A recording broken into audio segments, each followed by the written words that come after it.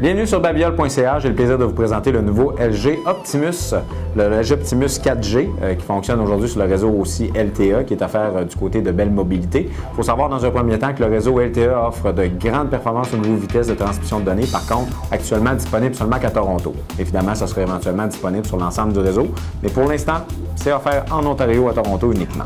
Jetons un œil maintenant à la conception de l'appareil du LG Optimus. Si on regarde encore une fois, ce qui nous frappe évidemment maintenant dans ce type d'appareil-là, c'est la qualité d'écran. On parle d'un écran de 1280p par 720, de 4,5 pouces de grandeur. Donc pour les applications, pour les jeux, c'est très agréable de jouer avec ce type d'appareil-là. Je vous amène sur le prochain point qui est au niveau de la conception de l'appareil. Donc le modèle est très beau, très bien. Je vais juste tourner l'appareil pour vous montrer la finition arrière. On voit que le couvert arrière, vraiment belle finition du côté de LG.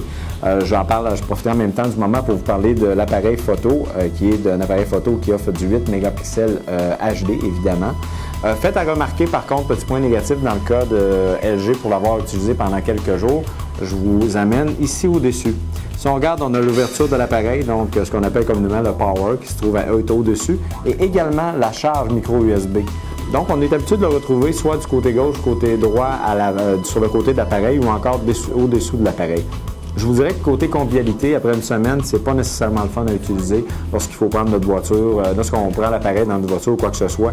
Donc, c'est plus tannant lorsqu'on veut manipuler l'appareil, vu que tous les boutons et les chargeurs sont au-dessus. Donc, c'est peut-être juste un petit point là, comme ça au niveau de LG. Par contre, en général, l'appareil répond très bien. On a un appareil ici qui offre un dual-core, donc au niveau du microprocesseur, un dual-core de 1,5 GHz, donc fonctionne très bien, on sent très bien la convivialité de l'appareil. La plateforme LG, je vous dirais que c'est pas nécessairement une grande plateforme, elle n'a pas les mêmes finitions que HTC si on veut comparer. HTC Sense, beaucoup plus de finition, un meilleur fini, par contre, s'utilise très bien à la base. Faites à remarquer également, c'est au niveau de la batterie.